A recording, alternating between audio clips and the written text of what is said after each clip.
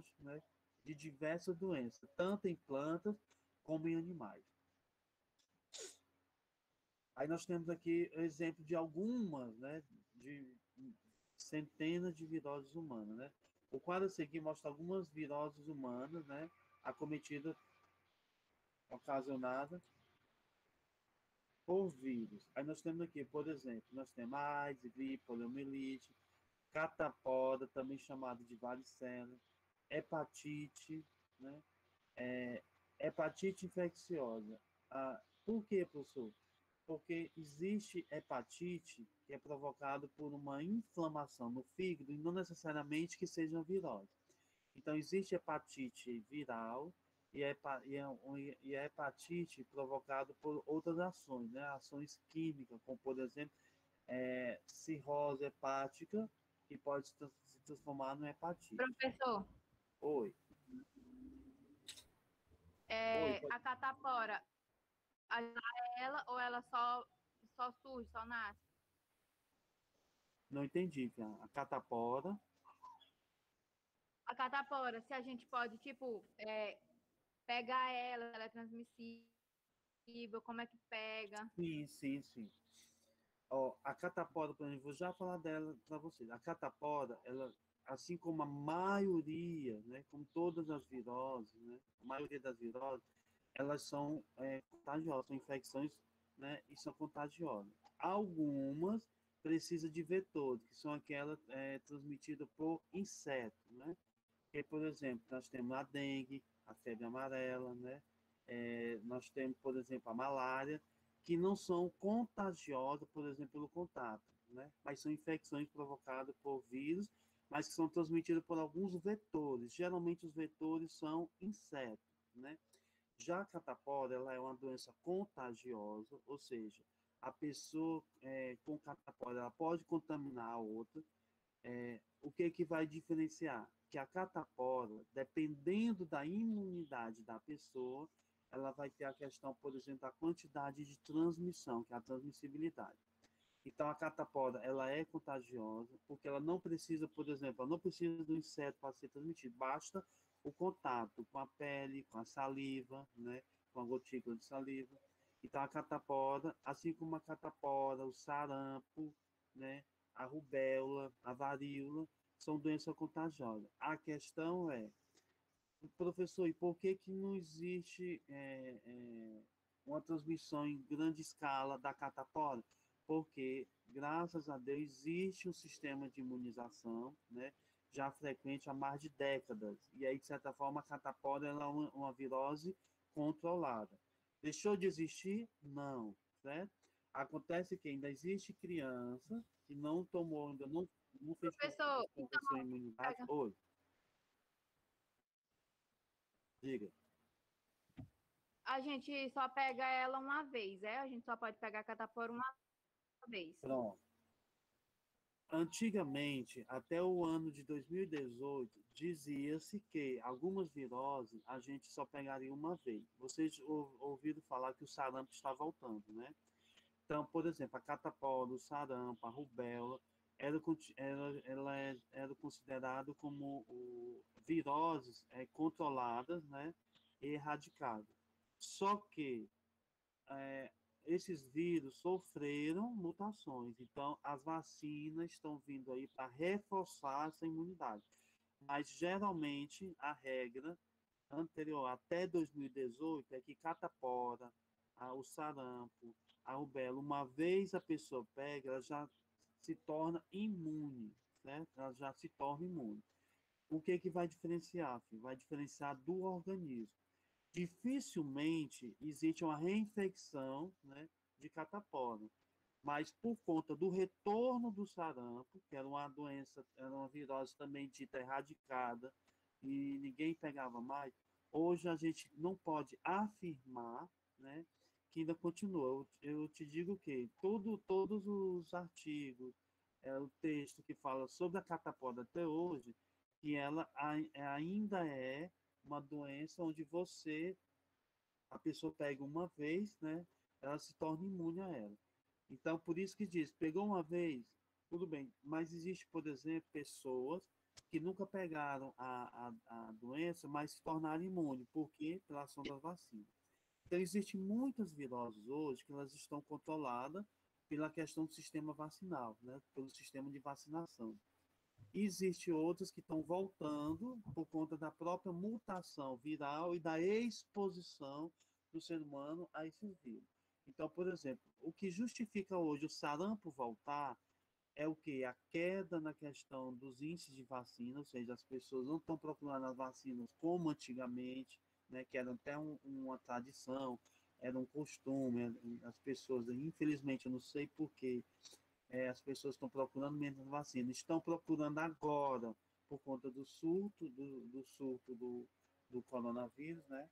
Então, as pessoas estão retornando a essa cultura de vacinação. Mas, por exemplo, Acho que é porque os seres humanos isso, procuram funcionar na pressão, só pode isso, ser. uhum, porque, Quando vê ó, que o negócio tá ficando ruim, que vão tomar lá a vacina. por exemplo, o Brasil era eles eram a referência em questão de vacinação.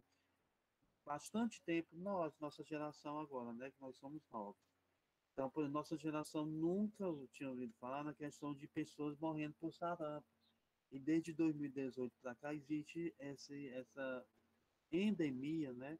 Que existe a pandemia. Pandemia é uma epidemia que ocorre no mundo todo, mas antes da pandemia existia uma endemia, ou seja, que são endemias internas, que estava retornando entre na região de Venezuela e Brasil, ali na região do norte do país, que é o retorno do sarampo. E existia até um controle migratório sobre a chegada dos venezuelanos no Brasil. Por quê? O Brasil ele tinha considerado o sarampo como uma virose erradicada. Nunca, né, faz bastante tempo, cerca de 20 a 25 anos, que ninguém morreria e nem era infectado por sarampo, porque era doença controlada, por conta de quê? Do sucesso do sistema de vacinação. E hoje a gente já depara com esse pequeno surto, não seja ser uma epidemia em larga escala, mas alguma região do país, o sarampo está retornando com força.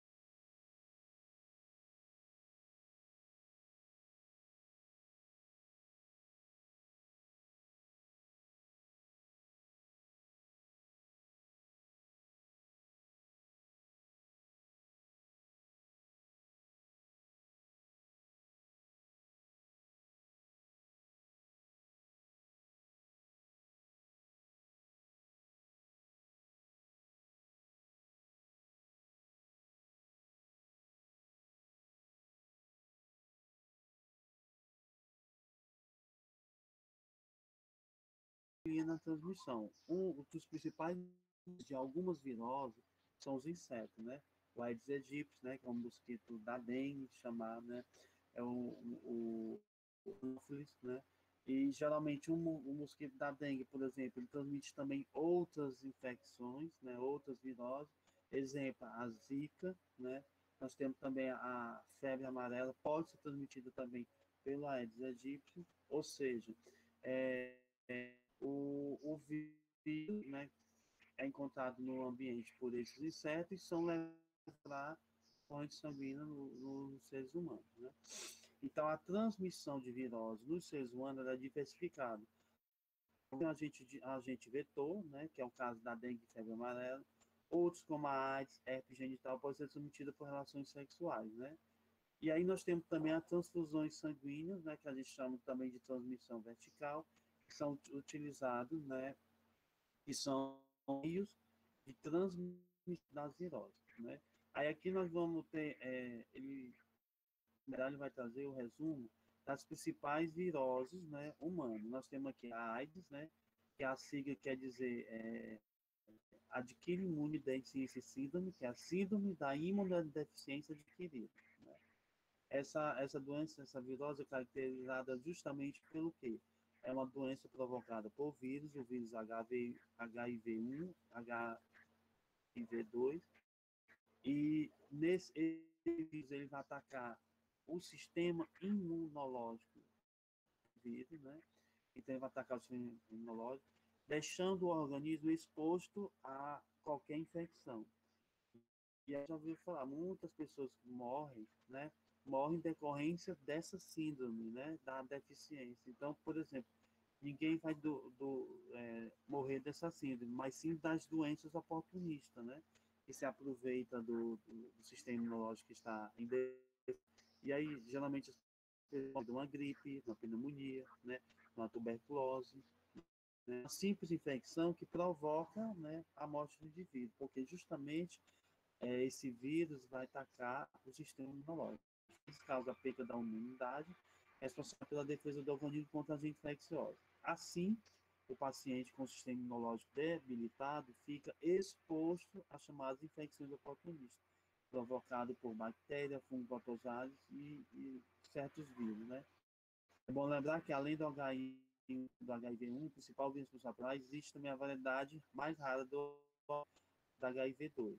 O período de incubação do vírus no organismo é variável, em média de 2 a 3 anos, podendo, portanto, ser bem mais longo.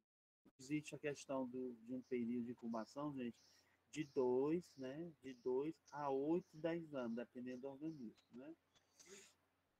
Que tipo, aí lembra lá da questão da estrutura, né, dos vírus que eu falei para vocês? Então, por exemplo, existe os envelopados, né, retrovírus, que é o exemplo dele, o HIV. O HIV, apesar de ser envelopado, ele é um retrovírus. Na sua composição, ele é formado por RNA. Um RNA, certo? Onde o ácido nucleico, né, produz o código genético numa escala bem mais rápida, né? E, e ele tem esse aspecto, né? Ele tem uma proteção a mais que os outros vírus, que é a questão do envelope, né? Que vai dar a ele a questão de resistência a certas, né? E aí a capacidade dele ser, de certa forma, resistente ao nosso sistema imunológico. Ele é tão resistente que ele passa a destruir o sistema imunológico, deixando ele, né, debilitado, né? Resta lembrar que o HIV, hoje, ele tem uma capacidade mutante reduzida. Por quê? Por conta dos avanços tecnológicos, existe o tratamento. O tratamento já base de quê? Existe a cura? Ainda não, mas existe o controle dessa replicação do. Ou seja, a pessoa não transmite mais como antigamente, né? E a multiplicação desse vírus ele é controlado por do coquetel de AZT, que é um medicamento que vai impedir a multiplicação do HIV e assim a pessoa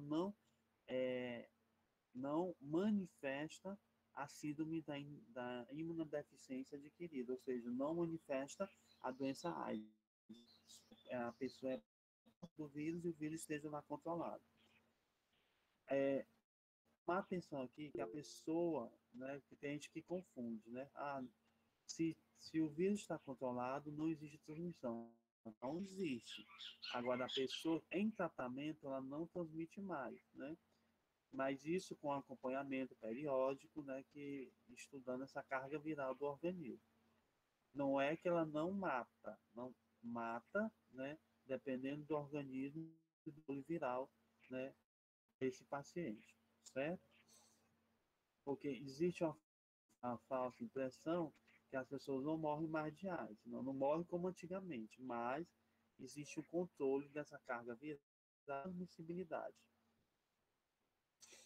E aí ele vai falar sobre a questão da transmissão, né, das pessoas infectadas, Por onde é que ocorrem as infecções? As infecções ela ocorre pela transfusão sanguínea, pela troca de instrumentos perfurantes, cirúrgico, né? Pelo ato sexual. Não se pega, né? O HIV não é transmitido pela saliva, não é transmitido pelo ar, e não é um vírus de superfície. Até porque, gente, ele tem a duração fora da célula, né? Fora do ambiente, ele tem pouco mais de 1 hora, né? De exposição no ambiente. Até porque ele não é um vírus de superfície, ele é um vírus de natureza e de hábito celular, certo? E aí ele vai falar sobre a questão da transmissão, vocês, aí aqui nós vemos a questão da catapora. A catapora, outra virose, né, humana, né, uma das principais viroses humanas, também chamada de varicela, né, dependendo do autor de algumas campanhas fala sobre catapora ou varicela, é uma doença contagiosa. Olha aqui, ó, contagiosa porque ela não precisa de nenhum vetor para transmitir, basta a questão do contato, né? Vírus causador da catapora, né? Ele é um adenovírus, ele é um vírus que possui DNA transmitido por gotículas de saliva, pelo contato da lesão da pele do doente, né? Por exemplo, pelas feridas expostas, né? Porque, por exemplo, a pessoa com catapora, saem umas feridas na pele, aquelas feridas justamente o organismo tentando eliminar os vírus, né? E aí a forma de reagir é daquela forma, né? Aparecendo aquelas lesões, né? Que a gente chama de vírus. Então pode ser contaminado também pelo toque daquela ferida, pelas roupas, né? E objetos na qual a pessoa toca, né? Troca de talher, por exemplo, escova de dente, toalha. Então ele é muito contagioso, né? Transmissão dele. Então o vírus provavelmente penetra no organismo pelas mucosas, né? Pelas mucosas das vias respiratórias. Ou seja, quais são as mucosas das vias respiratórias? Nariz, né? Pelas fossas nasais e garganta. Aí o período de incubação é de 12 dias, né? Aproximadamente a 2 de febre. Aí nós temos aqui, por exemplo, geralmente, gente, um dos sintomas que gente, todas as viroses é o aparecimento da febre, certo?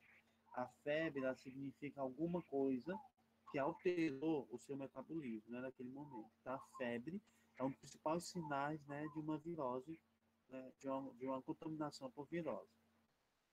Além da febre, na hora, ela traz um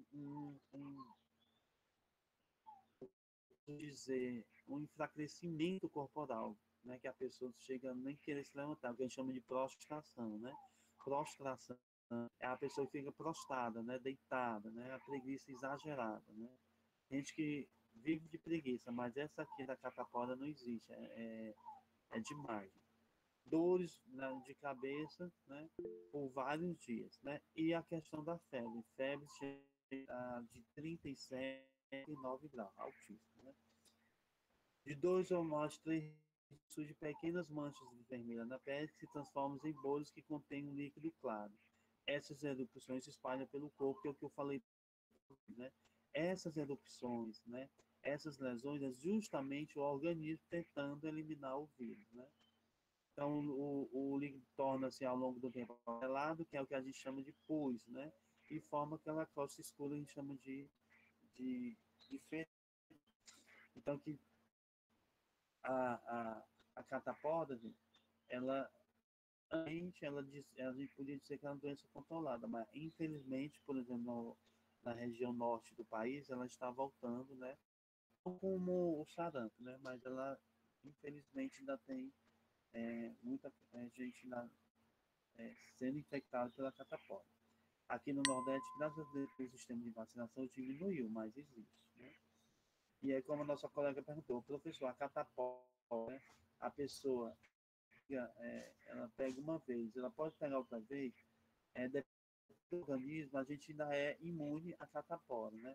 Mas não é mais uma regra, né? Segundo a Organização Mundial de Saúde, para cá, algumas viroses a gente não pode mais associar essa regra que ela é imune após a sua primeira infecção, né? A catapora é uma delas. infelizmente. Aí nós temos aqui a cachumba, né? A cachumba também é um exemplo muito comum seres humanos, né? É o que muita gente chama de papeira, né? Parotidite, né? Parotite, né? Toda infecção toda doença que terminar com dite, você já sabe que é uma infecção causada por vírus, bactérias ou fungos, né? É uma infecção provocada por micro-organismos. A cachumba, gente, ela é uma doença geralmente, né, dificilmente ela vai dar cachumba, mas pode ocorrer. O que vai significar?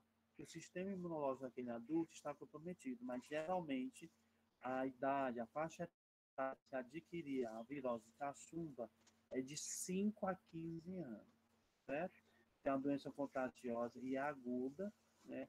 O que caracteriza esse critério aguda, gente? Que ela pode se prolongar por mais de 15 dias a um mês, né? Que se torna perigosa nos adultos pelas complicações que pode trazer. Porque, né? É por isso que é uma doença que é comum atacar na faixa etária de 5 a 15 anos. Então, é a doença considerada uma virose de adulto, né? Mas se ocorrer em adulto, vai ser uma virose bastante grave por conta, né, do adulto já ter seu sistema imunológico formado, seu próprio metabolismo, e ele essa pode passar por vários dias, né? Como eu falei para vocês, né? Ela pode durar de 8, né, a 30 dias, né? E em criança, como o sistema imunológico está em metabolismo mais ativo em desenvolvimento, em criança ou jovens, a cachumba ela pode ter poucos ganhos. Então, como é que esse vírus é um retrovírus, né, possui RNA na sua composição, vai transmitido por gotículas, secreções nasais, por objeto contaminado, ou seja, então é uma doença contagiosa. A cachumba, ela pode ser controlada por vacinação, né? Então, por exemplo, quem tem suas vacinas em dias, né? As vacinas do período de infância é contra a cachumba, né? Então, é uma virose comumente humana, mas a gente não existe no Brasil, na América inteira, por exemplo, exemplo de ou surto de cachumba. É uma das viroses que a gente pode dizer que ela é controlada.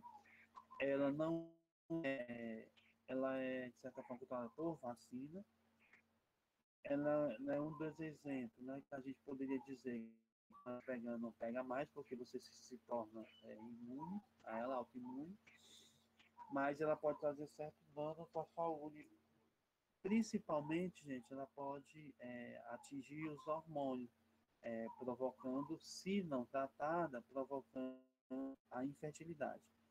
Isso aquela ideia de que a cachumba, ou seja, a papeira, ela desce lá para os testículos, para os ovários. Não é que desce, a cachumba não desce literalmente, né? É porque ela altera, né, a questão dos hormônios, testosterona e progesterona. Até porque ela vai atacar a tireoide, né? Então, a tireoide é uma das funções dela, né, produzir ajudar no auxílio dos hormônios ligados.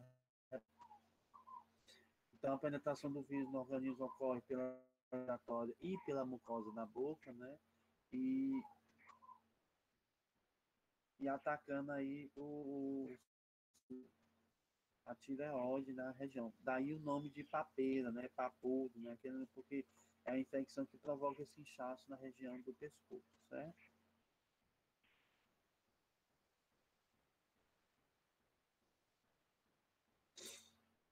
A imunização da caixa não se da vacina. Nós temos aqui uma, uma virose bastante recorrente no nosso meio, né, que é a dengue.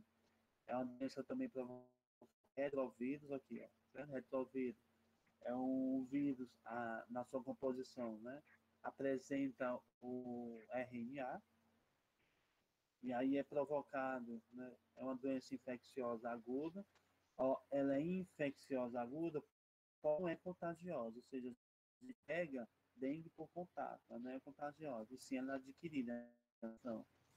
Então, ela é provocada por 4 variedades de vírus que têm RNA como material genético. No Brasil, esse vírus são transmitidos pela picada do mosquito Aedes aegypti, né? Por exemplo, principalmente as fêmeas.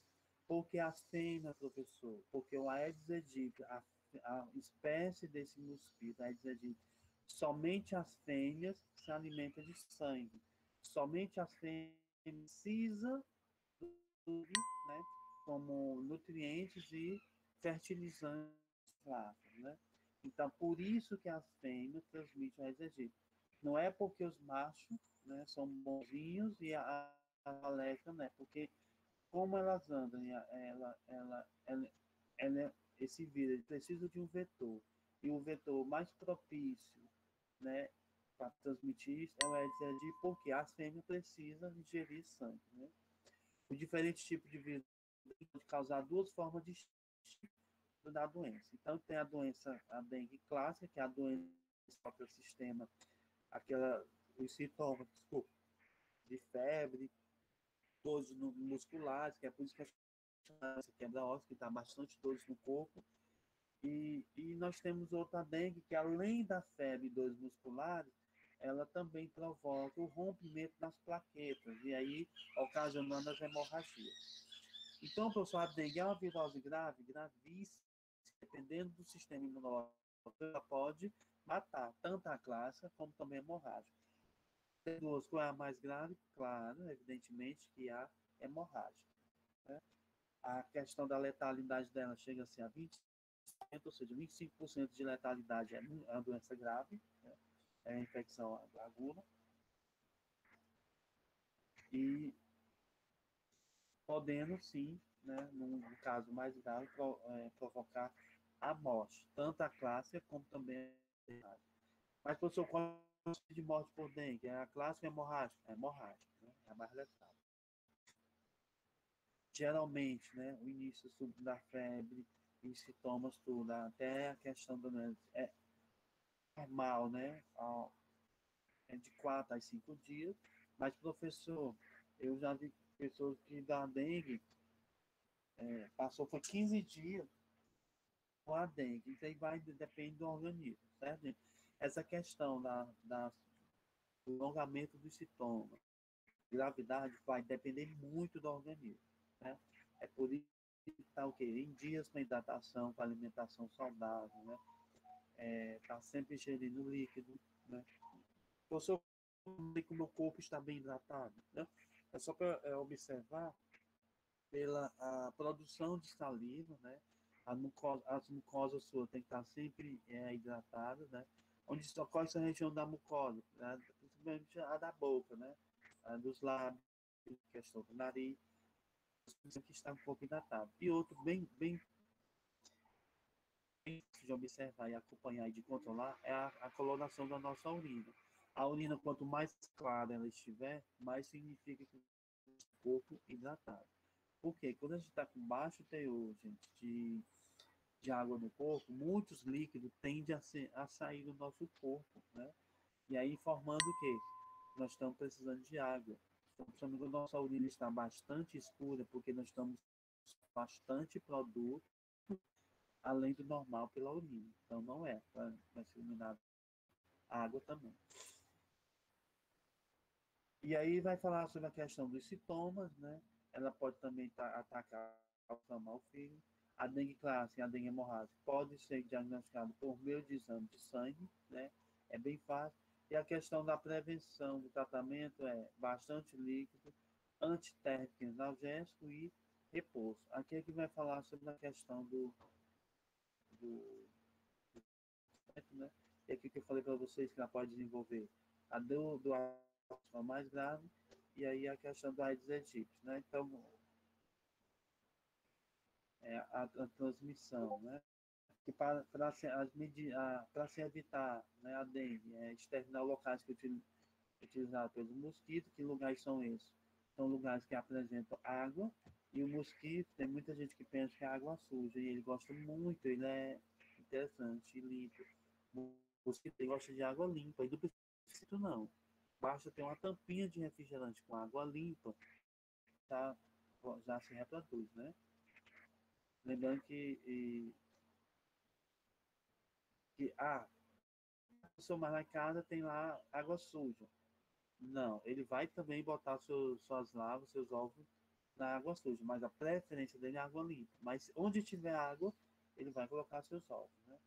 Então, evitar o quê? Evitar latas vazias, pneus, tampar caixas d'água, quaisquer reservatórios, né, que seja adequado para aprisionar.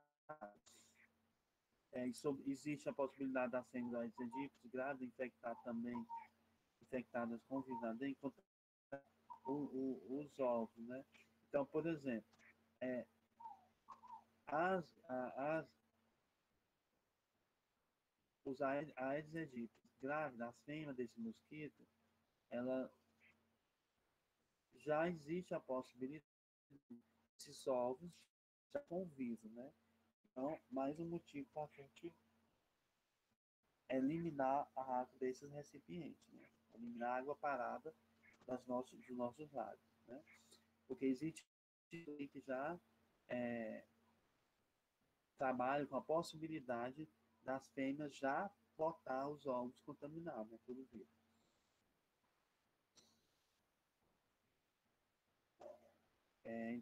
Então, aí nós temos que a febre amarela, ela também é transmitida por o mosquito palha, mas também pelo mosquito da dengue, né? Então, por exemplo, a febre amarela é uma doença infecciosa, porém não é infecciosa. Ela é transmitida porque utiliza-se vetores, né? Que são outros insetos, né? E também um exemplo de retrovírus, ó, possui RNA na sua composição. Então, a febre amarela, existe a febre amarela urbana e a febre silvestre, né? A amarela urbana, né? É provocada pelos, principalmente os egípcios, né? E nós temos a febre amarela, para quem mora e reside em regiões, né, ruas ou dentro de florestas, que existe a febre amarela silvestre, que é transmitida por um outro inseto, né, do gênero Haemoglobus, né, e também chamado de mosquito palha. Quem são esses mosquitos? Lembrando que são aqueles que alimentam de sangue, principalmente as fêmeas, né, que precisam do sangue para os seus ovos, né? Então, aí, essa febre amarela, gente, além dos sintomas de febre, ela vai atacar o fígado, baço e o rim, né? Que são glândulas, né? Produtoras de algumas substâncias importantes para a nossa digestão. E como compromete o fígado, né? O fígado vai trazer um dos sintomas de infecções hepáticas é a coloração amarela do organismo. A pessoa fica pálida, né? E com um tom amarelo, né? Vai ficando, né, com a palidez notória, e aí por isso chamado de amarelo, né? Que provoca essa coloração na pele humana. Porque por ser uma virose hepática, né?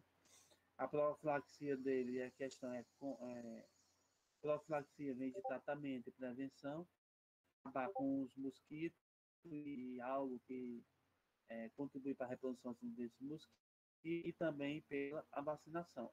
Tem vacinação para a febre amarela? Tem. Ainda está no trabalho para a questão da dengue, que vacina contra a dengue.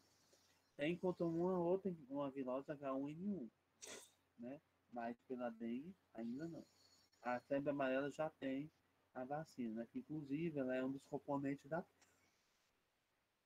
da tríplice, né? Que é aquela vacina de tríplice viral, que é catapora, sarampo e febre amarela, né?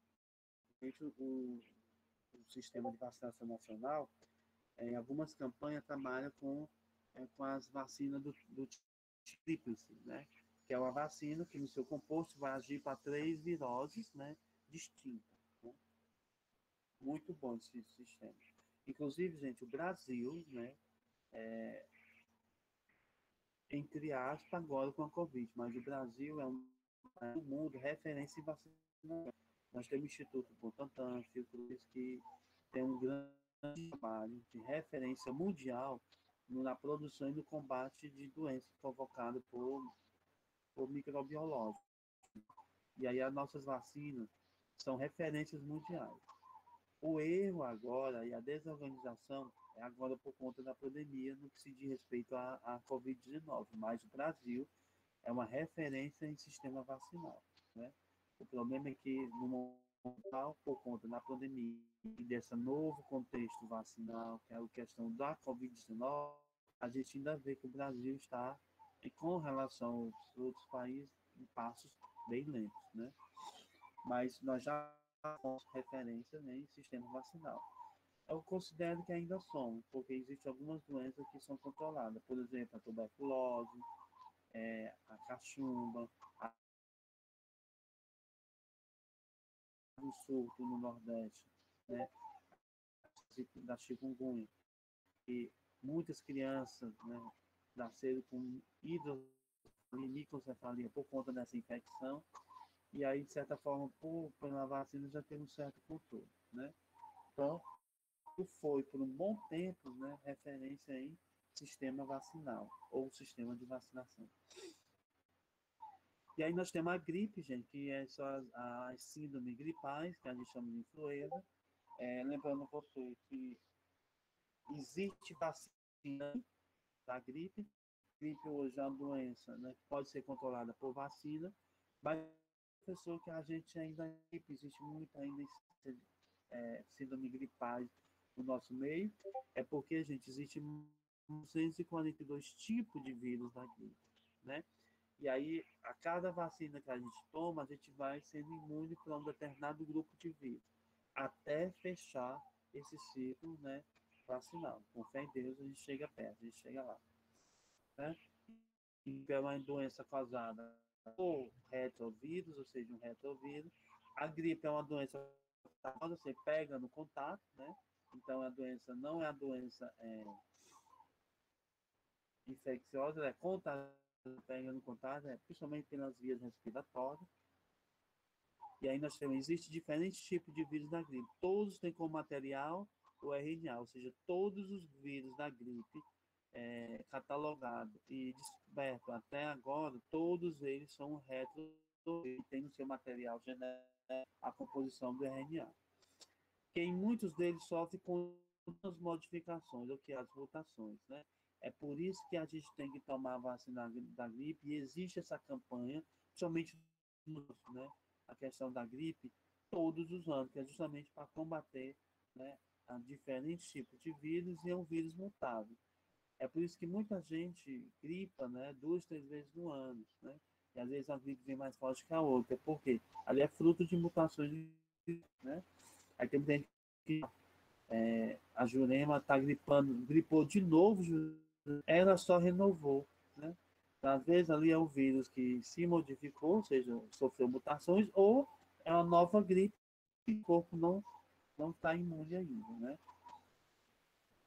Existe algum tipo de gripe, gente, que o organismo mesmo trata-se de que é a questão da autoimunidade, né? Ele se autoimune.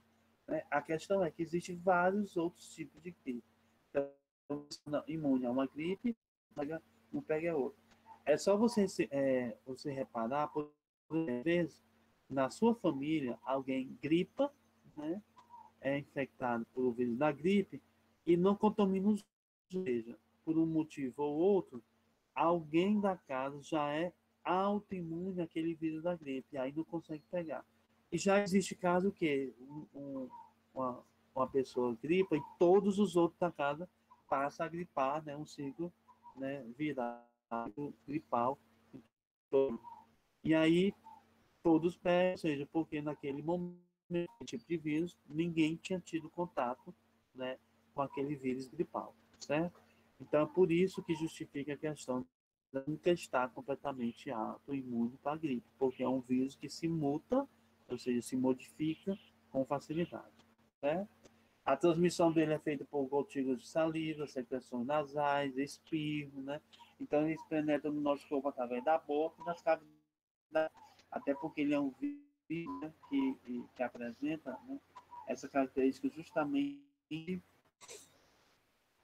de ser um vírus, né, de superfície e aéreo, né, transmissão aérea. Outra vírus, estou passando aqui rapidão, porque eu vou disponibilizar para vocês o material e que coisa que vocês, de certa forma, já sabem. A questão dos analgésicos antitérmicos, na gripe, eles são usados justamente para diminuir as dores e controlar, ou seja, a febre. Nós temos que outros tipos de viroses humanas bem reconhecidas, que é das viroses hepáticas, né? Das hepatites virais. O nome já diz, são viroses que atacam o fígado, né? São o que a gente chama de hepatites, né? Aí nós temos que as hepatites. Hepatite é uma inflamação do fígado que pode ter várias causas, por ingestão excessiva de bebida alcoólica ou pela ação de parasitas ou substâncias químicas. Quando causada por vírus, a gente diz que a hepatite é viral. Sua extensão as suas de gravidade são variáveis. Pode apresentar maior branda ou, quando é benigna, ou uma bem grave nos casos letais, né? A hepatite virótica ou viral é causada por diferentes tipos de vírus, entre eles destaca, né? O AVE, né, que é o vírus hepatite A, HBV, que é a hepatite B, HCV, que é a da hepatite C, né? Então, esses tipos de vírus são os que atacam o fígado, então nós chamamos de hepatites virais. Porque existe hepatite por ingestão excessiva de bebida alcoólica, pela ação de substâncias químicas, né, ou substância química que pode, de certa forma, atacar o fígado e aí desenvolver para uma inflamação, certo? Lembrando que a hepatite, nem toda hepatite é viral, mas existe a hepatite virose, né? Causada por esse aqui. Aí nós temos a hepatite A, a hepatite B, elas são bem parecidas. A questão vai diferenciar a questão do vírus causador e a intensidade, né, da doença. A mais grave, eu quero pontuar aqui para vocês, que é a hepatite C, que é a hepatite transmitida pela relação sexual, né? E pelo sangue também. Essa hepatite, ela pode provocar o câncer, né?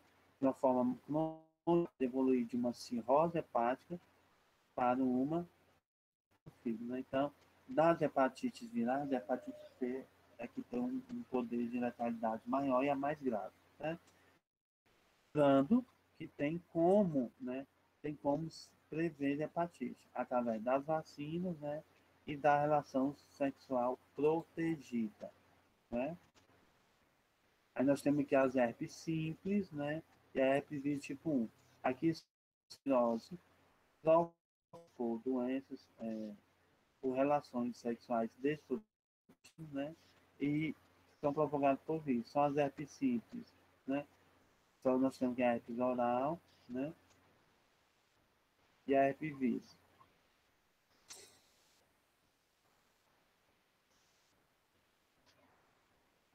Então, são vesículas que surgem sobre regiões dolorosas nos lábios, né? Seja nos lábios na boca, seja nos lábios que a gente chama nas regiões, né? Essa infecção. Então, formado por vírus. E aí é também um exemplo de uma recorrente. Estou voando, passando lá para a gente concluir aqui. Dá tempo de concluir essas viroses. Aí nós temos aqui a hidrofobia, que é a raiva. A raiva também é uma doença grave, né? Por exemplo, ela, no homem, né? Ela tem um acompanhamento, não tem ela pode, de certa forma, matar. Nos animais, ela não tem, né? Por isso a questão do risco, infelizmente. Ela, desculpa, é uma virose, gente, que ela tem um período de incubação de 20 a 60 dias, ela pode durar bastante tempo, prejudicando o mal-estar, a saúde, né? Daí causa prejuízo terrível. E é um dos exemplos de virose. Como é que é provocado a raiva, gente? Deixa eu voltar aqui. A raiva é provocada por mordida de alguns animais, né? Na qual o homem tem contato. obviamente não os animais, principalmente animais silvestres, né? Como, por exemplo, rata, lobo, gambá, rato, morcego. O cão também contaminado e o gato também pode ser um dos agentes da raiva. O cão e o gato, gente, eles são colocados num sistema de campanha de vacina anual, justamente pelo o fato de que o cão doméstico e o gato doméstico são animais, o nome já diz, bem próximo ao, né? Chega a ser uma pessoa da família, lá danado, parceiro. Com esses animais, existe uma cultura e um sistema vacinal que cobre esses indivíduos, justamente pelo o grau de relação que tem aos seres humanos, certo? Aos seus entes queridos. Por isso que eles são, de certa forma, carinhosamente colocados no sistema vacinal de alguns países do mundo. Mas, como falei para você, grave a importância de vacinar o cãozinho, né, o seu cãozinho doméstico, como também o gato. Né? Professor, mas por que não vacina raposo, lobo, gambá, morcego, já que como é o meio de prevenção? É porque é melhor a gente evitar o contato com morcego, com lobo, com gambá, rato, animais selvagens, né? Do que investir em vacinação desse tipo de animal, né? Porque é mais barato evitar o contato do que estar produzindo vacinar rato, morcego, raposa, que é até difícil de capturar. Então é melhor cuidar dos seres humanos, né? E dos animais domésticos na questão do controle, né? Dessa virose. E por sinal, gente, ela é uma virose controlada no Brasil. É um dos orgulhos do Brasil, é o controle da raiva, né, entre os brasileiros e animais. Né? Então vamos lá. Aí a gente finaliza aqui. Aí nós temos a poliomielite, que é uma doença que é ocasionando somente os recém-nascidos. Hoje ela é uma virose controlada. Controlada por quê? Pelo sistema de vacina que tem. Doença que vai atacar o sistema nervoso central, né? Lembrando que o sistema nervoso central é um assunto que a gente vai ver aqui no terceiro ano. O sistema nervoso central é controlado pelo cérebro e a medula. Então, ela ataca o sistema nervoso central e compromete toda a questão da vida, a questão locomotora do indivíduo. Geralmente ataca a criança, por isso a participação logo nascer na questão da vacinação, né? Existe aí a campanha de vacinação e de reforço dessa vacina, né? Ela é uma doença controlada, né? No Brasil, ela não é erradicada, porque ainda, infelizmente, ainda nasce gente com paralisia, porém, não é grande, né, o número de pacientes, né, registrados com essa doença. Né? Lembrando que eu falo de dados registrados. Né? E aí nós temos os principais exemplos de viroses humanas, né? Também a virose. Nós temos que o sarampo, que foi uma doença aguda, né? Contagiosa, ela andou por um certo tempo lá, principalmente no Brasil. Aí nós temos aqui outro tipo de virose provocado por relações sexuais desprotegidas, né? A questão do HPV, também é um exemplo de virose, né? Alguns alunos até trabalharam no ano passado através de seminário, né? Do terceiro ano. O HPV, ele é uma doença provocada exclusivamente pelo contato sexual, né? Então, ocorre tumores no útero. Então, os sintomas, justamente o aparecimento desses tumores, né? Desses caroços, dessas verrugas no, no, no útero, né? E, não existe uma cura ainda, é uma doença que, de certa forma, ela é controlada, o tratamento e terapia. Então, vamos aqui, as antiviroses são enfermidades. E aqui nós vamos falar, eu vou usar esse material para vocês, porque eu quero entrar em outro conteúdo, né? Sobre as viroses. Então, finalizando aqui as viroses, né? A gente encerra o estudo dos vírus, né? E vamos começar outro estudo aqui rapidão. Não, mas vou só a parte. Hoje íamos, né, começar, né, o estudo do reino monético. Sobre virose, gente, alguma pergunta? Esse material eu vou disponibilizar para vocês lá no Google Class. O reino monético. Lembrando, gente, que a classificação dos seres vivos, né, os seres vivos hoje, eles são classificados em 5 grandes reinos, né? Reino monético, o reino protista, o reino fungi, o reino das plantas, o reino... São os 5 reinos. Então, no ano passado, né, de forma bem minuciosamente, o ano todo a gente estudou, né, sobre o reino. E aí a gente vai apresentar aqui de forma rápida, né, resumido, que é uma revisão do conteúdo que vocês viram. Então a gente vai relembrar vocês do terceiro ano essa questão do conteúdo do reino monético. Lembrando que o reino monético responde na escala evolutiva e da classificação da sistemática como os seres vivos mais simples do que se diz respeito na sua composição celular, na sua questão adaptativa, né, e fisiológica, ou seja, de funções no organismo e na natureza. Então, esse reino é representado principalmente pelas bactérias, que são procariontes unicelulares, então são agrupamentos de seres bem simples, né? Bem simples, e que apresentam uma estrutura celular também bem simples, mas eu sempre para vocês. Mas o fato deles terem, né, uma célula simples não quer dizer que eles são considerados seres inferiores, né? São seres mais simples, né? Eles não são considerados seres inferiores ou, de certa forma, que tenha que ser dado pouca relevância. Por quê? As bactérias, por mais que elas sejam seres unicelulares, por mais que elas sejam seres considerados seres de células simples, tá aqui as características, né? Células simples, elas são também, ao mesmo tempo, células, porém, com um grau de adaptação muito grande de diversos tipos de ambiente. Então, é facilmente encontrada a bactéria em todos os lugares.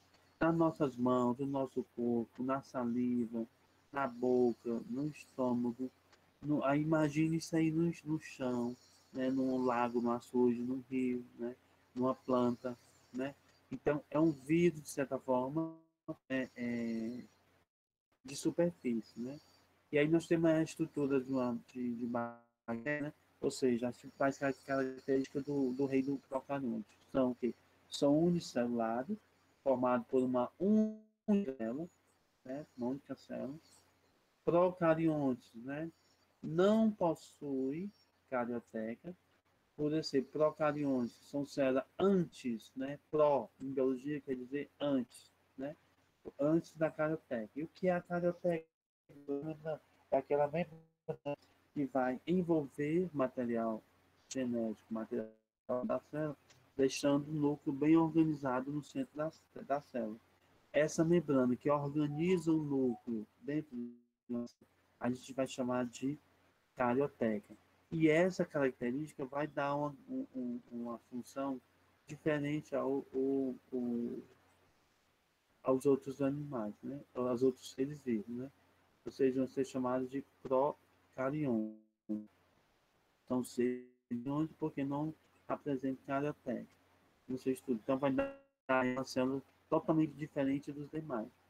Então, é bom para memorizar e aprender que de todos os reinos, o reino Monera possui é formado, desculpa, pelos 6 procariontes. Todos os outros são o que? São eucariontes. Quem são os representantes do reino Monera? Nós temos aqui as bactérias e as cianobactérias, que são algas, chamadas de algas azuis, porque são bactérias exclusivamente de ambiente. E por ter essa coloração azul, antigamente ela era colocada no grupo de algas, e não são. Né? Então são cianos. As bactérias podem produzir seu próprio alimento ou tirar do alimento da região externa, ou seja, da água. Então elas são autótrofas, quando elas realizam fermentação para produzir seu alimento, produzir glicose para dar energia. E quando estão no ambiente, né, que proporciona ela consegue tirar por absorção do ambiente. Então, as bactérias, cianobactérias, podem se reproduzir por autotrófos e, né? Outra característica bem importante do estudo da bactéria é a reprodução dela, que é bipartição, né? O nome já diz, partir o grupo, o corpo em dois, né? Então, deixa eu ver aqui a reprodução. Tipo aqui, ó. Há um corte, né? Aqui da célula, né, da bactéria. Naturalmente, ocorre esse corte. E aí, uma nova bactéria, que é a bipartição, né? Então, ela já está grávida. E aí, grávida não, já é em trabalho de reprodução. Uma bactéria se divide formando outro, né? Porque, para, de certa forma, realizar a espécie, a reprodução, né? A reprodução da bactéria é assexuada, porque não há participação de muitas, né? Ela se auto-reproduz e provoca essa bipartição, né? Chamar também de conjugação, a gente vai ver também que já falou o outro tipo, mas o que é importante nesse momento, a gente guardar essas principais características, né? No próximas aulas, a gente vai observar a característica, o ambiente, né? Dessa bactéria. Então, gente, eu vou disponibilizar para vocês, né? Esse material aqui do reino Monera. Vou aguardar aí a questão da frequência. Você pode estar colocando aí já colocando aí a frequência para vocês no chat. E aí, na aula, a gente colocou o reino Monera. E aí vocês dão uma lida no material, no livro de vocês, como é uma revisão de conteúdo, você tem esse conteúdo do ano passado, ok? Bom intervalo, bom lanche, tenha uma ótima quarta-feira, foi um prazer estar com vocês novamente, gente, certo? Então, sexta-feira nós temos um encontro marcado para a gente finalizar aqui as características gerais da bactéria, né? E a gente vai reconhecer também o tipo de bactéria que a gente tem nesse rei, certo? Então, um abraço, né?